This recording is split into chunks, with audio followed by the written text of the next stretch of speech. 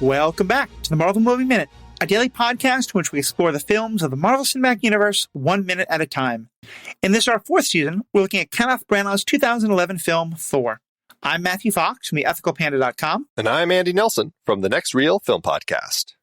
Today we're talking about minute 47, which begins with Jane arguing with Coulson and ends with Jane bemoaning her lost research. Joining us on the show today, as we'll have an All This Week, we have Matt Carroll, one of the two co-hosts of the MCUCast, which recently won the People's Choice Award for TV and film, and founder of the Stranded Panda Podcast Network. Matt, we got to hear about you starting podcasting. What got you into Marvel? Because you were a Marvel kid way before you started podcasting, right? Yeah, for sure. I liked comics in general when I was a kid. I loved DC and Marvel. But I was always a poor kid, so it's always funny. People always talk about the different like arcs, and I was just the kid who bought the 50-cent comics, whatever I could get. So like I never bought any actual arcs. Like I never finished an arc. I was always just reading like a random Spider-Man comic from the middle of a run. And like if I could find 3 in a row, it'd be awesome. And I'd be like, okay, I kind of know what's going on. And then I'd never find any more because I only bought the 50-cent comic book bin. But I loved it. Makes sense. Well, we'll get to hear a lot more of your thoughts on this right after this break.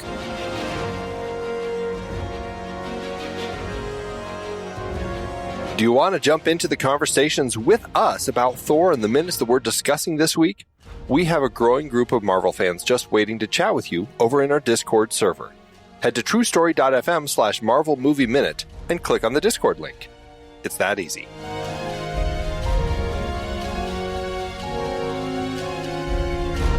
So yesterday we were talking about how like this tension between what Coulson is doing, and he's very much like that, you know, this scene is kind of making me think of like Walk Softly and Carry a Big Stick. You know, he's the walk softly. He's trying so hard to be friendly while everyone else is carrying the big stick. And we get that wonderful moment of, you know, Jane coming up there. He's talking softly to her, but the minute she starts to come close to the truck, you know, big agent man in sunglasses is holding her back.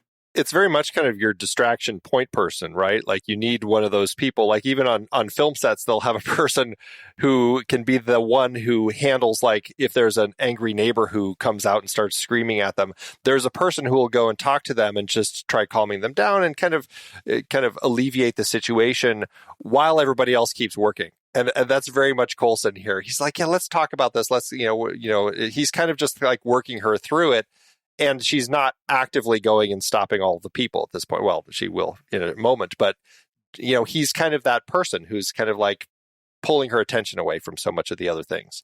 Did a agent hold her back? Or I thought Erik held her back. Well, the agent kind of like turns towards her in kind of a menacing way as she gets close to the van. Oh, okay. Gotcha. Yeah, she'll actively go stop an agent or try to stop an agent at the van. Oh, I see. Yeah. But that's the thing is when she gets there, Erik is the one holding her back, which I find really interesting because it's like Erik knows more about S.H.I.E.L.D. than she does. That's what we know so far, just based on his activity. And like Eric's really trying to keep her from doing something that would get herself in more trouble than she wants. And I like her reaction of by appropriate, do you mean steal? Because again, there's something so Coulson clearly means well, and he thinks that he'll later say we're the good guys. But to me, there's something so bureaucratic about attempting to put this nice language on just taking their stuff, you know? It's like, oh, don't worry, we're going to give you a check. Don't worry, you can make it again. Like, everything about this is kind of the government speak bureaucratic. Like, we're going to put this terrible thing we're doing, but in nice language. Yeah, absolutely. Well, and it's the government talk also, right? I mean, that's how they say things like, oh, we're just appropriating these things, and I don't think that they necessarily, have any permission. You know, they're not like a police department who needs to kind of show the right paperwork before they can enter a place. They just kind of can come in and take everything that they need and call it official government work. And that's the frustrating thing here. And, Jane calls him out. It's like, my constitutional rights and all this sort of thing. But again, it's like, where is that line? And that's what's interesting for me about this particular scene is the way that it plays out with our characters and potential rights versus like what S.H.I.E.L.D. is doing. And this very much feels kind of like what we would start seeing more in Captain America, the Winter Soldier. And him saying that, like, I'm sorry, Miss Foster, we're the good guys. He says it with such earnestness. And I'd really believe he believes that. But also, you are trampling on her rights and like taking her things. You're stealing from her. And it's such a great moment. And his character, Coulson, who I love, is like inextricably linked to his character from Agents of S.H.I.E.L.D., which goes on. And I think like in that series, he sort of becomes a little more jaded and understanding of like sort of the balance of like how their actions affect other people and stuff, and how they are wielding a lot of power. But this young Coulson, this young, naive Coulson, he's just so... he's just so like, oh no, I'm fully convicted that we're the good guys here. One thing I love in that is when he says at the end, "Thank you for cooperation." Mm-hmm. They didn't cooperate in the slightest. Not at all. Not at all. But you're right. It's not like he knows that he's doing right. And so he assumes that everyone around him is going to feel the same thing. And so he just, he kind of is like, yeah, I told you we're the good guys. That should be all you need to know. And it's funny because I think you're right. He believes it. This isn't intentional, but it makes the whole thing so much more menacing. For sure. Because they're not even willing to acknowledge how screwed up what they're doing is from their perspective. They're like, no, of course, this is what you should want us to do, right? Right. Or even answer the charge, right? Like, because he's like, you're stealing my things, which the answer is, the correct answer would be like, well, we'll get them back to you, or here's why we're stealing them. And he's like, just understand we're the good guys. That should be enough, right? Like, you don't need any more information. You don't need us to actually address the thing you're saying. We're just the good guys. And like, that's enough for Coulson. And I think he's a true believer, but like, that's not enough for Jane at all. Completely understandably. For anyone, really. And that's that line that I think for people is a difficult line to cross when the government says, well, thank you for your cooperation. We believe we're doing this and it's all the right thing. But there is still this sense of violating somebody's rights with it. Because from their perspective, you're just walking in, taking their stuff without asking, without talking about it first. It's just one of those things that it feels very wrong as it's happening to you. Well, it's the forever balance that you have to fight between like the collective good and the personal good, and finding a government system that does that. And I think clearly S.H.I.E.L.D. crosses that line, but then you think about the kind of threats they have to deal with and the things that they're actually concerned with, protecting the Earth. Like, yeah, maybe it's worth it. Is it worth it? Like, it's that security state thing, man. It's tough. We're not going to go into this, but I can't watch this without thinking about other situations where government's telling people to limit their individual rights for the collective health and safety of all. And I might be on the government side in that situation. Never would have been while watching this. The other thing I think, though, that's interesting is that one thing I feel is very emblematic of later MCU movies is they find some kind of like mystery or scientific thing that they don't quite understand, so they try to bring in the experts. And to me, this is interesting here is that they're not yet at that point. They're not at the point yet of our scientists are trying to figure this out. Let's bring Jane along and maybe let her volunteer, maybe tell her she's volunteering, but, bring her into the conversation. Here, they just want her stuff, and they're not even acknowledging like either her or Erik might have interesting things to contribute. Well, that's an interesting perspective, because why wouldn't they? I mean, if Jane has been studying this and they know that she has actually been studying this, they're taking her information without any understanding of what's in it and how to read it. Why aren't they bringing them into the fold here? And it's a very good question that I think is worth asking. Mm-hmm. And by the end of this story, and in the future, we know that Erik is brought in to work with S.H.I.E.L.D. By the time of Avengers. So it's interesting. Yeah, that's an interesting point. And I guess it's just they don't trust her or don't think they can trust her for whatever reason. She hasn't passed whatever background check they probably checked on her and were like, nope, she's too whatever. She's too not going to be down with the program that we need her to be down with. Well, and one other way, I think you're very right about that. I think another way to look at it is, and granted, we don't find this out for many years, and I can't imagine the writers at this point knew it, but it fits, is we have to remember that a lot of these people are Hydra agents. Like, That's true. We're watching a point in time at which Hydra had, according to what we learned in Winter Soldier and beyond that, thoroughly infiltrated S.H.I.E.L.D. So I kind of like the idea that Coulson still is in that cooperation mode where some of the others who are working for him are like, yeah, sure, boss, you take nice, but we're just going to do what we need to do because that might makes right. Yep. Yeah. Well, and it makes that line even more like tragic / ironic that he says, trust me, we're the good guys, because half of you aren't, Yeah. clearly half of you by the time of Winter Soldier are Hydra agents, which I don't know. I wouldn't put it past them to at least have had that as a plan for the future, because I mean that's such a big moment for the MCU. It's a big moment for the character of Cap, and but that is a few years later than this, so very possible not. But it had happened in the comics already. Yeah, by sure. this point. Right. So certainly it's a thing that they probably were, stewing over.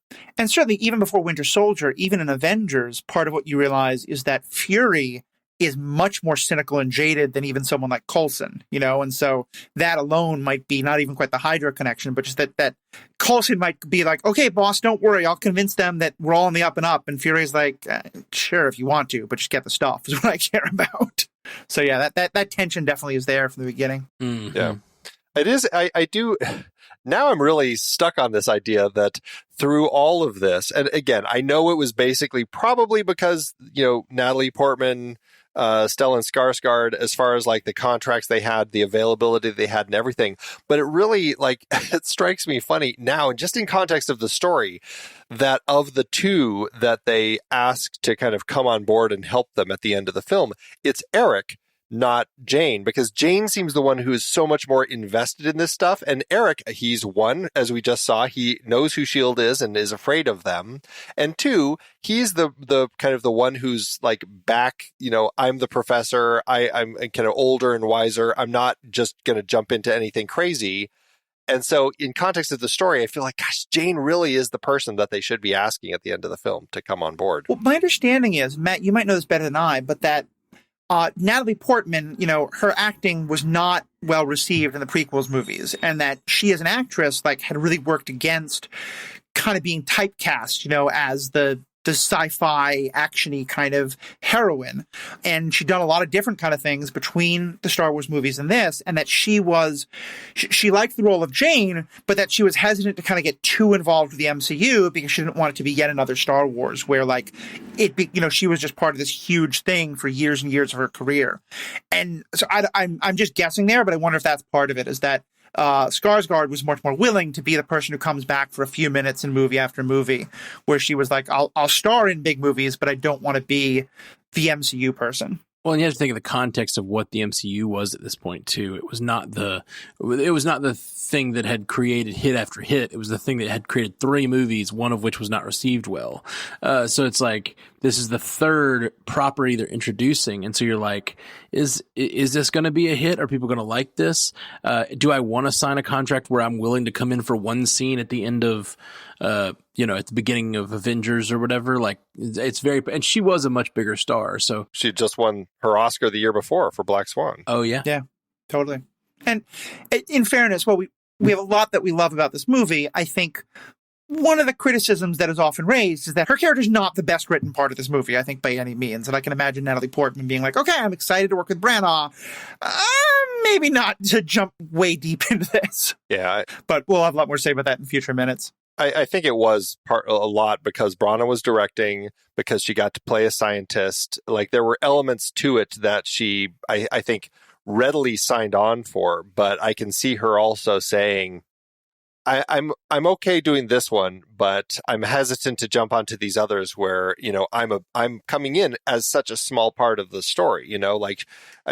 I think we have seen that Natalie Portman really hasn't been somebody who's been on board to come on for a scene in a movie. Even when we see her later in Endgame, it's repeated moments that we've had, or scenes that that didn't end up getting used, where we see her. We're not actually seeing Natalie Portman back to film new scenes. Right. Absolutely. That's kind of a good moment to transition, because we do get, I think, one of the best funny moments in this whole segment of the movie. And that, again, Natalie's acting the hell out of it. She does this thing of, you can't take this, all this research holds everything, and this book, and you can't just, and she's clearly about to say you can't just take it. And she means in kind of the more metaphorical sense, but just there's such great subtle comedy of just Coulson makes a subtle look and gesture to someone off stage, so off screen, and then an agent just comes by and grabs the book right out of her hand. Yeah, I love that moment. And the real humor of it is she basically reveals the fact that this book holds everything. She's like, it's all here in my equipment and this book. And then yoink. It's so you good. can't just so take great. yoink. Yeah, then this is something that I have been finding more as I've been kind of watching Thor again in this format, is I'm finding like there are so many more comedic bits that just really work well throughout the film, and just they keep hitting one after another, whether it's Darcy and her moments or just these little things like this that just they pop up and they really work. And so kudos to Brana and the writers and the actors for carrying all of this off so well. Yeah. And then again, as we kind of mentioned it before, but Erik is kind of watching. It's only though when she starts to approach the van and the agent turns and looks kind of menacing, that's when he jumps in and it's kind of like, wait, let's calm this down. I think because you can understand why she's frustrated, because he doesn't seem at all upset by what's happened to their scientific material. I think we might know that he might be. He just is more concerned for her. Yeah. But I can imagine for her why it's so frustrating. Which we'll know more in the next minute. And we've seen a lot of this from Erik, like from the beginning. Like he's always been kind of the one who's been standing and watching, observing when Jane and Darcy are arguing in the van about driving into the atmospheric disturbance, or when they hit Thor. Like all of these moments, Erik is kind of the one who's just standing there, like taking it in and absorbing all of this stuff. Like rarely is he actively saying much until he's trying to like pull them away or something like that. And so that's what I find interesting about Erik, is he is kind of this. He's been written and performed by Skarsgård as kind of this stoic character who just is the one who's absorbing information and then jumps in as needed. I think that's actually an interesting element of that character. And so then we get this cut to a shot of the three of them sitting on the roof. And this has to be, I know that it came out a good deal after it, but, we know that in the chronology of the world, it's about the same time that Tony is sitting up in a huge donut while he's dejected because he thinks things aren't going well. And the scene, both scenes kind of evoke each other to me. Like that has to be intentional, right? Entirely possible. I know this is, we're on June 1st right now. 2010, and Tony was sitting in the donut on May 30th, so just a few days before. So yeah, it's very much happening at the same time. It's entirely possible that they wanted to have another sort of situation similar to this. Although they should have just put them on top of Donut Land if that were the case. It'd been a little too obvious, maybe. Yeah, right. Well, they did seem like a very similar angle that they're coming at, like the camera's sort of panning up or dollying up or whatever while it's like aimed upward at them. And I think that's something similar with the Iron Man 2 moment. Yeah. Andy, you want to tell us a little bit about the S.H.I.E.L.D. agents? We see more of this minute? Oh, yeah. We see, a good deal of S.H.I.E.L.D. agents wandering through this scene and interacting with them. It's hard to tell because, again, things are moving quick. We're on a steady cam that's kind of moving all over the place. The S.H.I.E.L.D. agents are coming in and out of frame. So I did my best to figure out who we have. The very first person that Jane interacts with at the back of the van, I think, is Patrick O'Brien Dempsey playing Agent Kale. And I believe he's somebody that we'll see later. Again, it happens quick. I think that's who we're seeing there. If I'm wrong and you're listening, Patrick, let me know. The second agent walks past real quick, and I'm not exactly sure who it is because they cross frame so quickly to put something in the van. They'll be back later. I still can't tell who they are. The third person who walks by is a woman. This is one of our female agents. She's got a bun on the back of her head. Can't tell who she is, especially because in the credits, both in the official credits and uncredited, there are no women who are listed as agents. So either these are just New Mexico background actors who just really didn't care and didn't bother putting themselves on there, or I don't know, maybe it's a crew person who's just, filling in because they needed some more bodies. We see a woman walking by putting a box on there. And then another woman who's blonde with a bun, she walks past. And what's interesting about her is as we cross-cut back and forth between Coulson and Jane, we see this person walking 3 times in consecutive shots, because they just didn't time it properly. And so it's, as far as the script supervisor's job, it was like, wasn't quite lined up as well as it could have been in those 3 shots. The fifth agent is the one who takes Jane's notebook. I think this is John Bailey. We have a little more FaceTime with him. That's my sense as to who that is. And then we have a sixth agent who walks up behind Erik. This is Sean V. Scott. Very clear, easy to identify that, and he's playing Agent Scott Kelly. And that's it for our agents here. And I have to say, I'm glad you read those because I have some sympathy for the uncredited folks. Anyone who, as a dedicated Babysitters Club fan, might remember, I'm sure they don't, I don't either, but in one of the Babysitters Club movies that was made in the 90s, you can see me as one of the kids dancing at a high school dance. Ooh. I have quite a nice moment where I ask a person to dance shyly, but I'm not on IMDb. So, let's give it up for those unnamed extras who clearly help capture the true spirit of the moment. Well, let me help you out, and I can get you on IMDb. It's so much easier than people realize. I don't think Babysitters Club is what I want to be forever remembered by, but thank you. Yes, you do. Whatever, man. You should totally get in there. So one thing I think is worth talking about, especially in terms of the structure of the movie, is we're later going to have a scene where we cut back to Asgard and see Loki and the Warriors 3 and Sif interacting. That was supposed to come right here. So we were supposed to have even more of a breakup of, starting the S.H.I.E.L.D. scene and then cut to Asgard and then cutting back. And I think this is, I was saying before, during last week, Matt, that after that incredibly emotional scene with Loki and Odin, I found it a little jarring jumping back to New Mexico here. I'm really glad they didn't do that because I feel like if we were cutting again to there and then back to New Mexico just within this 5 minutes or so, I think it would have been even more jarring. Yeah, I generally think that the back and forth should be reserved for moments that really evoke each other. And this scene sort of giving us that sort of feeling like we're living in New Mexico for a minute. It feels nice. Yeah. For sure. Yeah, there was a lot more cutting back and forth in between the two. And sometimes when you're reading a script, it doesn't feel as obvious as the placement as when you're looking at it in a film.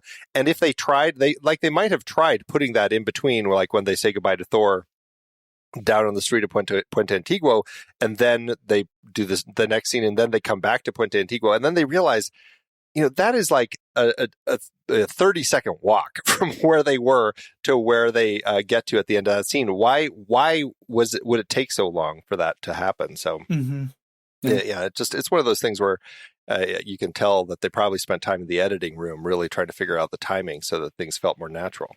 And we will be talking about that scene in just probably, I think, tomorrow, definitely this week. But is there anything else about this minute that we want to talk about before we wrap up? That it was quite a convoy that they have here. That S.H.I.E.L.D., they have, I don't know, at least I think it was 6 vehicles that they have driving away here. I was very curious, though. All of these vehicles all clearly wanted to drive in this convoy. Why was there one truck that left earlier? There's that one truck that we saw in the previous minute that took off. And it just, that felt weird to me that we had this one truck that clearly just seemed like a plot device to get them to notice what was happening.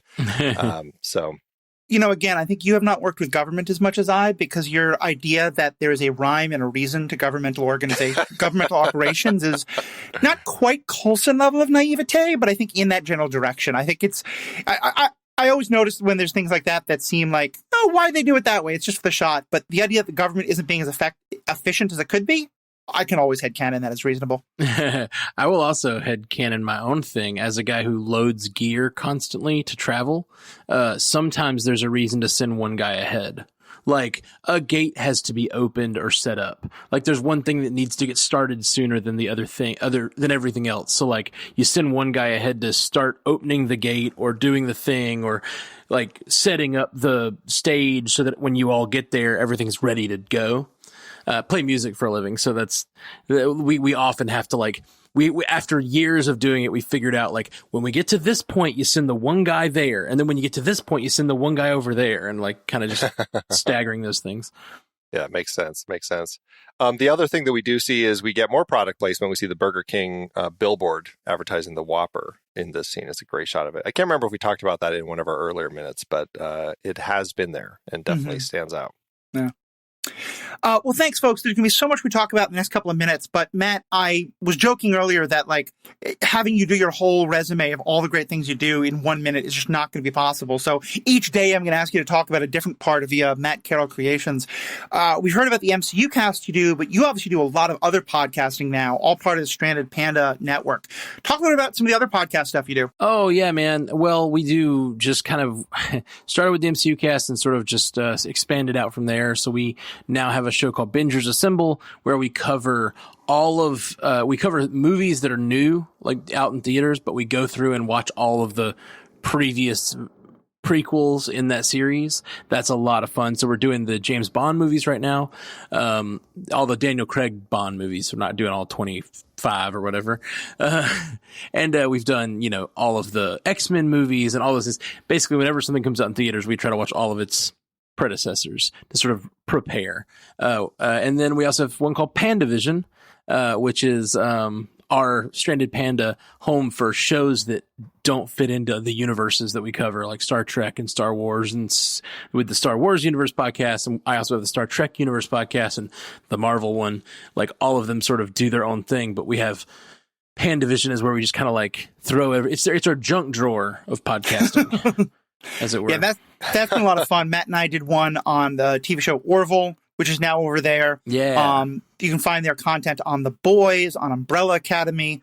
I'm trying to find someone to recruit someone to do Squid Game. Yeah. Because it's very much there. Yeah, just so much great podcasting. And then, Matt, I know also Twitch has now become a really big part of Stranded Panda. What's happening on Stranded Panda Twitch? Oh, yeah. Well, we always live stream the MCUcast, and sometimes when it's relevant, we live stream other shows. We're going to be live streaming The Boys when that comes out. We're going to be doing all of the coverage for The Boys is on PandaVision, so we'll be live streaming. We do live watches with an app called Scener, so we can all watch the show together, and then we go directly over and do our live podcast, so that the audience, can react in live in real time and give their reactions, so we can respond to their reactions, and it just makes it more rich and fun. So yeah, it's really a great community resource. I think it's been so helpful for the whole network, and I'm so glad you all do that. Twitch.tv/StrandedPandaTV. All that stuff is strandedpanda.com. There's links to all of the podcasts, all the music, all the video, everything we do. Awesome. Well, yeah, so definitely if you're listening, check all that stuff out. That's, I've mentioned before, where you can find my other podcasts, Superhero Ethics and Star Wars Universe podcast. And of course, also check out all the great things happening here on The Next Reel. Nextreel.com. You can find all the different family of podcasts that Andy and Pete help run, covering so many different things about movies from so many different perspectives.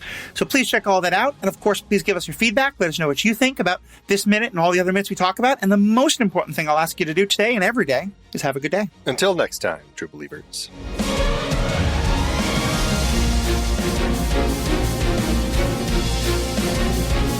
Marvel Movie Minute is a production of True Story FM, engineering by Andy Nelson. This season's music is One Last Ride by Martin Puringer. Find the show at truestory.fm, and if your podcast app allows ratings and reviews, consider doing that for this show.